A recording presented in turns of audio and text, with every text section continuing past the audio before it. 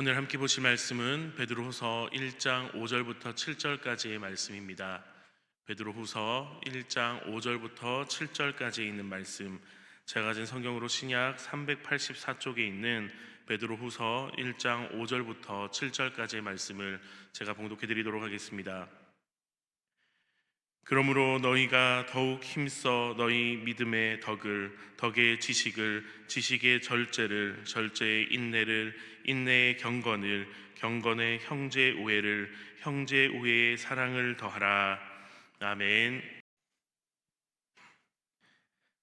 오늘 말씀은 베드로가 소아시아에 있는 초대교회 성도들에게 보내는 편지입니다.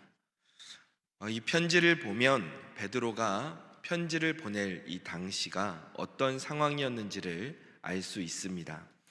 베드로 후서 1장 13절에서 14절을 보면 내가 이 장막에 있을 동안에 너희를 일깨워 생각나게 함이 옳은 줄로 여기노니 이는 우리 주 예수 그리스도께서 내게 지시하신 것 같이 나도 나의 장막을 벗어날 것이 임박한 줄을 알미라.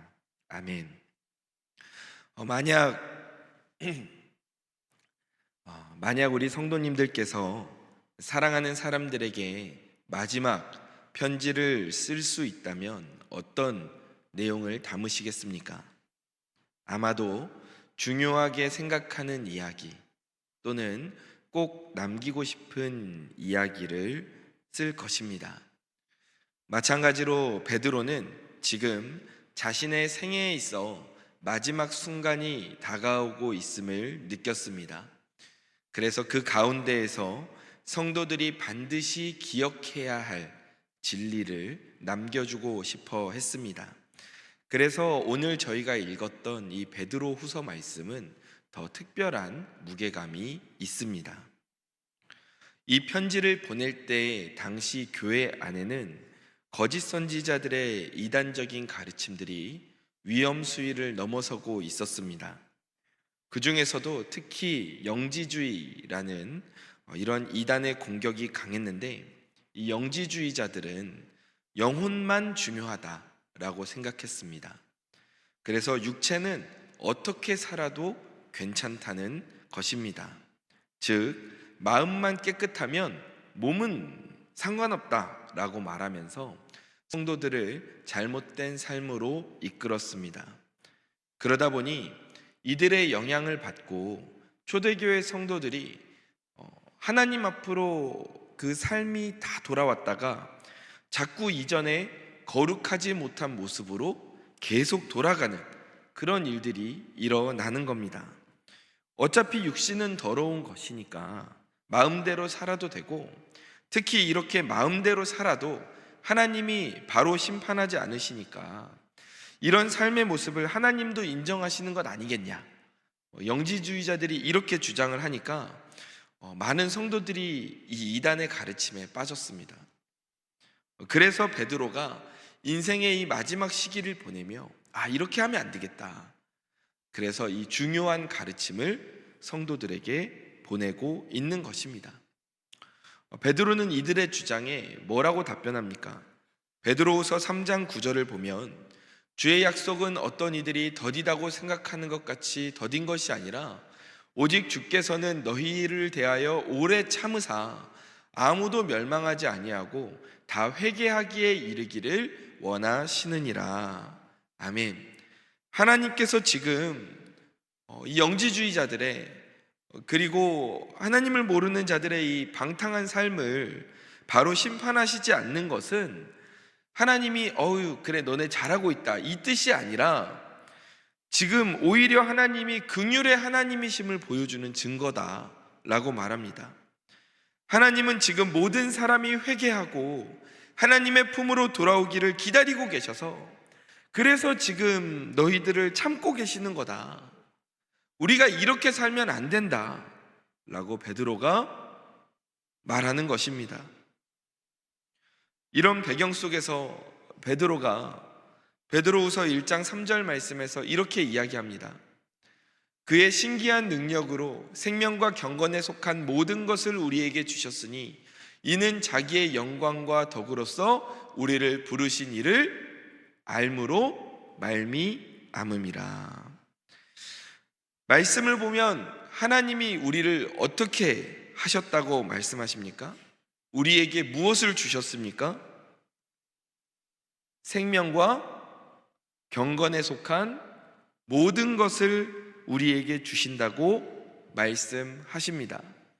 그런데 이 생명과 경건에 속한 모든 것을 우리가 어떤 방법으로 받을 수 있다고 말씀하십니까? 네, 말씀을 조금 더 띄워주세요. 어떻게 얻을 수 있다고 말씀하십니까? 우리가 도덕적으로 살 때 이 생명을 얻을 수 있습니까? 아니면 우리가 삼보일배와 같은 그런 고행을 해야지만 이 경건에 속한 모든 것을 얻을 수 있다고 말씀하십니까? 아닙니다. 어떻게 얻습니까? 하나님께서 우리를 부르셨고, 그리고 우리를 부르신 그 하나님을 우리가 알게 됨으로 말미암아 우리가 생명과 경건에 속한 모든 능력을 가질 수 있게 되었다라고 말하는 것입니다.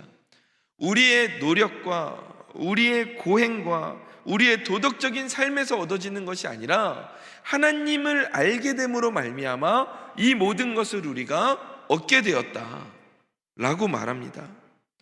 그리고 이어서 4절에서는 뭐라고 말합니까? 같이 한번 읽어보겠습니다. 이로써 그 보배롭고 지극히 큰 약속을 우리에게 주사 이 약속으로 말미암아 너희가 정욕 때문에 세상에서 썩어질 것을 피하여 신성한 성품에 참여하는 자가 되게 하려 하셨느니라. 아멘. 하나님께서는 이렇게 우리를 부르셔서 세상에서 썩어질 것들을 피해서 하나님의 신성한 성품에 참여하는 자가 되게 하셨다라고 말합니다. 이 신성한 성품에 참여하는 자라는 표현을 다른 한글 번역을 보니까 하나님의 성품에 참여하는 사람이라고 번역을 해 두었습니다. 그러니까 이제 우리는 더 이상 세상이라는 이 죄의 진흙탕에서 뒹구는 사람들이 아닙니다. 이제 우리는 하나님의 부르심을 받은 자로서 하나님을 알게 된 사람들로서 이전과는 전혀 다른 삶을 살게 된 것입니다. 세상에서 살아가는 사람들은 세상의 정욕을 따라서 썩어 없어질 것들을 추구하며 살지만 우리 하나님을 아는 사람들, 하나님의 부름을 받은 사람들은 이제 그 인생 속에서 거룩함과 선을 추구하며 살게 된다는 것입니다. 하나님의 성품에 참여하는 사람들이 된다는 것입니다. 하나님께서 우리에게 말씀하십니다. 너는 이제 나의 성품에 참여하는 자들이다. 나는 네가 그러한 삶을 살 수 있도록 너를 불렀다 라고 말씀하십니다. 그러니까 베드로는 지금 영지주의자들 그 이단의 주장을 반박하면서 말하는 겁니다. 우리는 육체가 더러우니까 방치하고 마음대로 살아도 되는 존재들이 아니다. 우리는 하나님께 초대를 받은, 하나님께 부름을 받은 하나님의 자녀로서 하나님의 성품에 참여하는 사람들이다. 그러므로 우리는 세상의 유혹을, 죄를 피하고 적극적으로 하나님의 약속을 붙들어야 된다라고 말합니다. 예수님이 재림하실 것이라는 그 약속을 붙들고 하나님의 성품에 참여하며 살아야 한다고 이야기하는 것입니다. 그렇다면 어떤 것이 신성한 성품이고 또 어떤 것이 하나님의 성품입니까? 베드로는 이어서 이 신성한 성품에 참여하는 삶이 무엇인가에 대해 이야기합니다. 본문 5절에서 7절 말씀입니다. 우리 함께 읽어보도록 하겠습니다. 그러므로 너희가 더욱 힘써 너희 믿음의 덕을, 덕의 지식을, 지식의 절제를, 절제의 인내를, 인내의 경건의 형제 우애를, 형제 우애의 사랑을 더하라. 아멘. 베드로는 지금 이러한 삶이 바로 신성한 성품, 하나님의 성품에 참여하는 모습이라고 이야기합니다.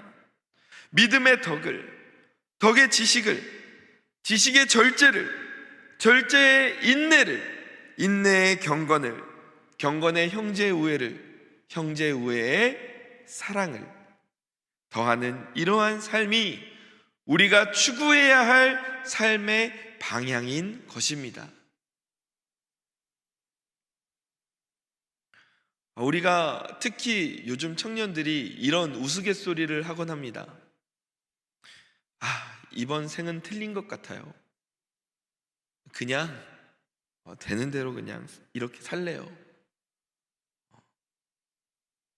그런데 사실 이 말이 참 무서운 말입니다. 왜냐하면 우리에게는 다음 생이라는 것이 없습니다. 이번 생으로 끝입니다. 지금 우리가 사는 인생이 끝나면 그 다음은 하나님 앞에 서게 됩니다. 이 인생이 반복되는 게 아닙니다.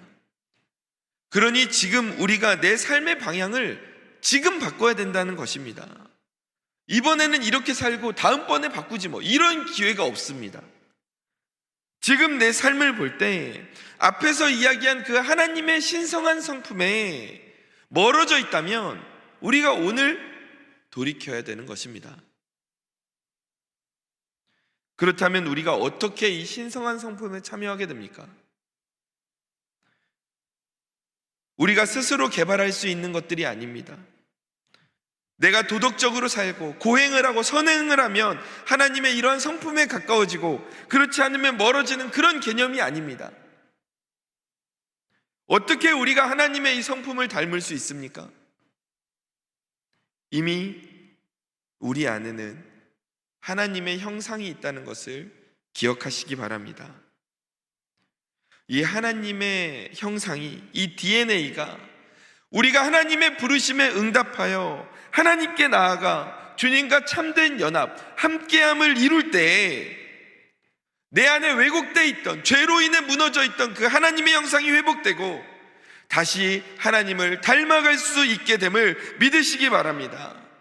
즉 우리가 하나님의 신성한 성품을 닮아갈 수 있는 유일한 방법은 내가 하나님의 부르심에 응답하고 그리고 예수 그리스도와 참된 연합을 이루는 것, 그것이 우리가 하나님의 성품을 가지는 유일한 방법입니다. 요한복음 15장 5절에서도 이렇게 말씀하십니다. 나는 포도나무요 너희는 가지라. 그가 내 안에 내가 그 안에 거하면 사람이 열매를 많이 맺나니 나를 떠나서는 너희가 아무것도 할 수 없음이라. 아멘. 가지가 포도나무에 붙어 있어야 생명을 얻고 열매를 맺을 수 있다 말합니다. 마찬가지로 우리도 예수님과의 연합을 통해서만 신성한 성품, 이 귀한 열매를 맺을 수 있음을 믿으시기 바랍니다. 그러할 때 우리는 하나님께로부터 난 자답게 그리스도와 함께하는 자가 되고 동시에 성령과 함께하는 자가 되는 것입니다. 이렇게 우리가 주님과 함께 연합하여 살면 우리 삶의 변화가 일어나기 시작합니다. 우리가 생각하는 것과 말하는 것과 행동하는 것에서 하나님의 모습이 드러나기 시작합니다. 회복된 내 안에 하나님의 형상으로 인해 내 표정과 내 눈빛과 내 말 속에서 하나님의 모습이 드러나게 됩니다. 즉 다시 말하면 우리가 하나님과 함께 연합하여 살면 우리는 하나님을 닮아가게 됩니다. 이것이 자연스러운 현상입니다. 다만 오해하지 마십시오. 우리가 하나님이 된다는 게 아닙니다. 세상의 많은 종교들이 어느 선을 넘어가면 인간의 한계를 뛰어넘어 신의 영역에 다다를 수 있다고 가르칩니다. 불교에서도 득도와 해탈의 경지에 이르라고 말을 합니다. 그런데 기독교에서는 분명한 하나님과 인간 사이에 선이 존재함을 가르칩니다. 왜냐하면 하나님은 창조주이시고 인간은 피조물이기 때문입니다. 그래서 인간인 우리가 하나님의 수준으로 갈 수는 없습니다. 그 대신 하나님께서 어떻게 하십니까? 우리가 하나님의 수준에 갈 수 없으니 하나님이 직접 우리에게 찾아오십니다. 우리를 부르시고 그 부름에 응답하는 자와 함께 하시겠다고 약속하십니다. 그래서 함께 동행할 때 그 사람 안에 있는 하나님의 형상이 회복되고 그 가운데 하나님의 능력, 성품이 나타나게 하시겠다고 약속하십니다. 오늘 이러한 놀라운 은혜가 저와 성도님들 가운데 허락되기를, 가운데 있기를 간절히 축원합니다. 우리가 예수님과 함께, 하나님과 함께 동행하는 삶을 살면 우리 삶에 신성한 성품이 나타나기 시작합니다. 믿음으로 구원받은 우리들이 겸손의 덕을 가지게 됩니다. 그리고 하나님에 대해 더 잘 알게 되는 지식을 가지게 됩니다. 세상을 살아가며 절제하게 되고 끝까지 인내하게 됩니다. 인생의 건치 풍파송에서도 경건을 유지하고 여기에 따뜻한 형제 사랑과 그리고 너그러운 사랑을 갖추게 되는 것입니다. 이것이 오늘 베드로가 말한 하나님의 신성한 성품입니다. 하나님은 이것을 두고 우리 삶이 열매를 맺는 것이라고 말씀하셨습니다. 아름다운 성령의 열매가 우리 삶에서 드러나고 또 이 열매가 자라나서 더 많은 사람들에게 전달되기 시작합니다.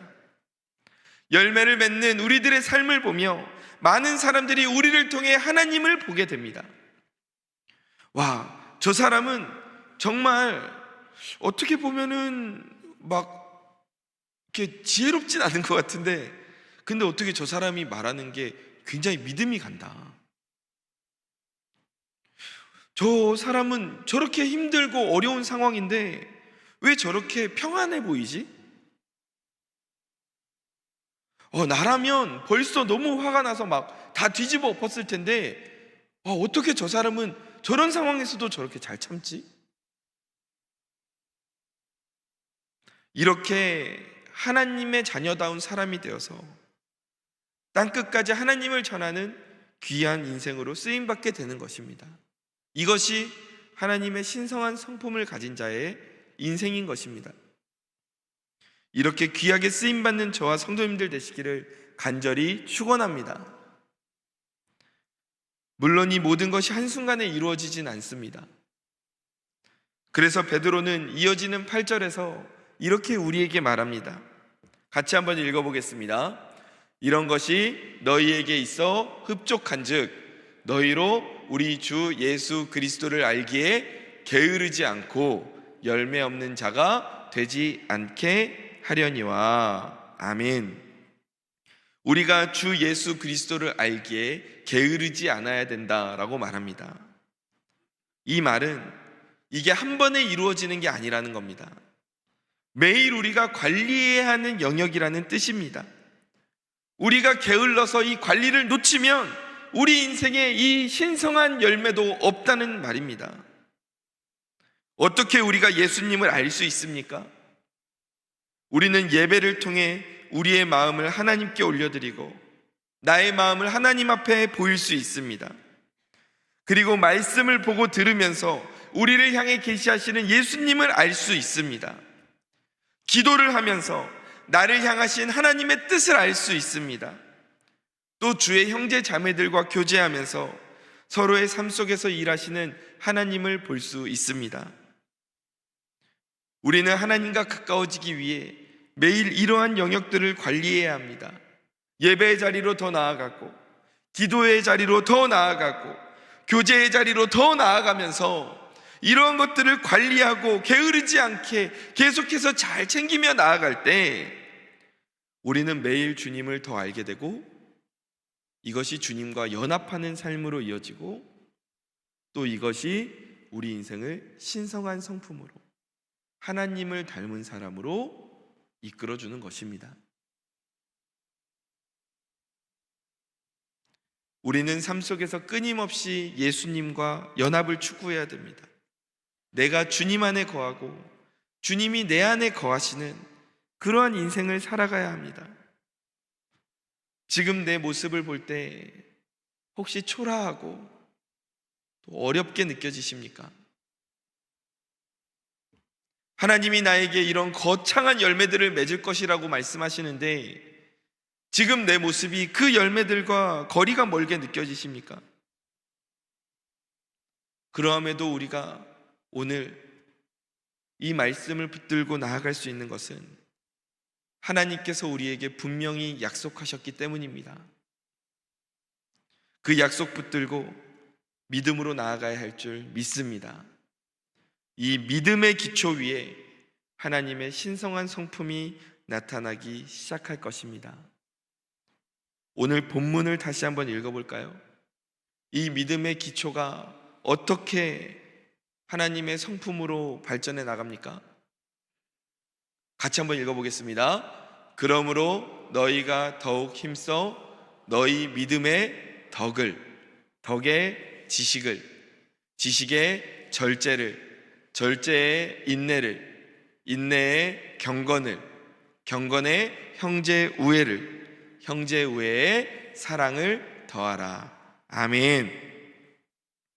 믿음의 기초 위에 하나님의 신성한 성품을 받아 누리고 열매 맺고 나누는 저와 성도님들 되시기를 주님의 이름으로 간절히 축원합니다. 아멘. 말씀을 정리하겠습니다.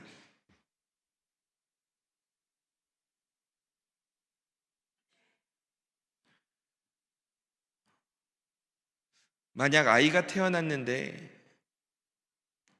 아이가 자라지 않고 그대로라면 그것은 문제가 있다라고 생각합니다. 마찬가지입니다. 우리가 하나님의 자녀로 영적으로 새롭게 태어났는데 우리가 영적으로 전혀 성장하지 않는다면 그것은 심각한 문제일 것입니다.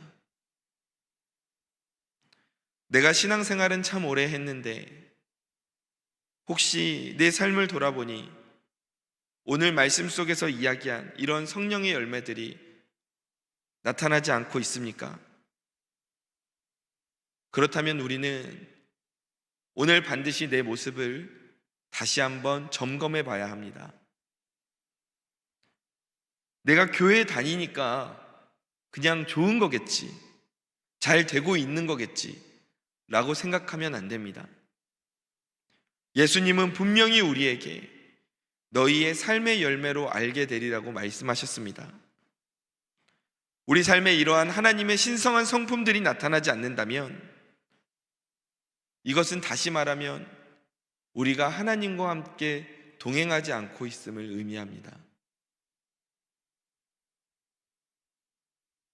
내 안에 믿음은 있는데 덕이 부족하진 않은가? 덕은 있는데 하나님을 아는 지식은 부족하지 않은가? 지식은 갖고 있으면서 절제는 혹시 부족하지 않은가? 인내와 경건이 부족하진 않는가? 형제를 사랑하는 마음이 혹시 나에게 부족하진 않는가? 우리는 언제나 이 질문들을 생각하며 균형 잡힌 신앙인으로 성장해야 할 줄 믿습니다.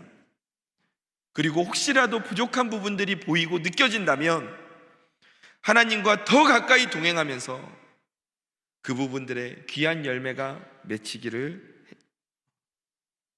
맺혀가도록 해야 할 줄로 믿습니다. 예배와 말씀, 기도와 교제에 힘쓰며 하나님을 더 잘 알아갈 때 우리의 연약한 부분들에 하나님의 신성한 성품의 열매가 맺힐 줄로 믿습니다.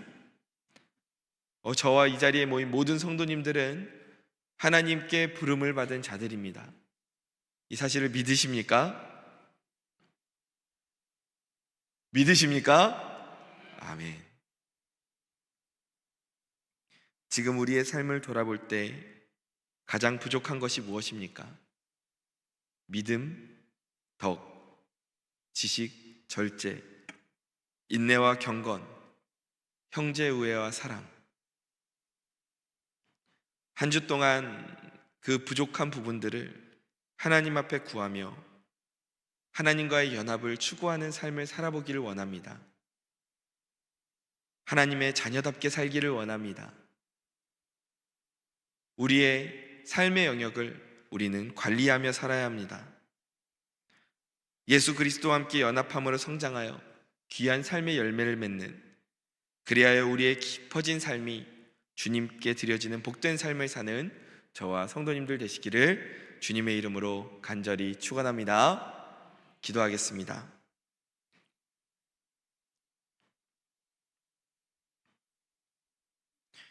하나님, 베드로는 오늘 간절한 마음으로 초대교회 성도들에게 편지를 썼습니다. 영지주의자들, 이단들의 잘못된 가르침에 빠져서 영혼만 중요하고 육신의 삶은 죄에 빠져도 상관없다고 그렇게 잘못된 길로 들어서고 있는 이들을 향하여 베드로는 하나님의 신성한 성품에 참여하는 자가 되어야 한다고, 하나님의 성품을 닮아가며 살아가는 자들이 되어야 된다고 그렇게 이야기하고 있습니다. 주님, 이 베드로의 가르침이 오늘 우리에게도 꼭 필요한 말씀인 줄로 믿습니다. 우리가 인생을 살아가면서 하나님의 부름을 받아 주님의 자녀가 되었는데 우리의 인생을 돌아보면 이 주님의 자녀답지 않은 모습들, 하나님의 신성한 성품들을 담지 않은 모습들이 너무나도 많이 존재하고 있었습니다. 왜 그런가 말씀을 보니 주님과 함께 동행하지 않았기 때문에 내가 하나님의 이런 성품을 온전히 닮을 수 없었구나. 내가 예배와 기도, 말씀과 교제에 더욱 힘쓰며 하나님과 동행함으로, 믿음을 가짐으로 그 가운데에서 하나님의 신성한 성품을 받고 누려야 하는구나, 이 사실을 알게 되었습니다. 주님, 이제 알게 되었으니 이 말씀 지키게 하여 주옵소서. 그래서 내 인생이 하나님의 성품을 닮아 나와 함께 만나는 가정, 직장, 그리고 모든 곳의 사람들이 나를 통해 하나님을 느끼게 되고 하나님을 알게 되고 하나님의 품으로 돌아오는 역사가 일어나게 하여 주옵소서. 하나님의 자녀로 쓰임받는 인생 되게 하여 주옵소서. 사랑이 많으신 예수님의 이름으로 기도드립니다. 아멘.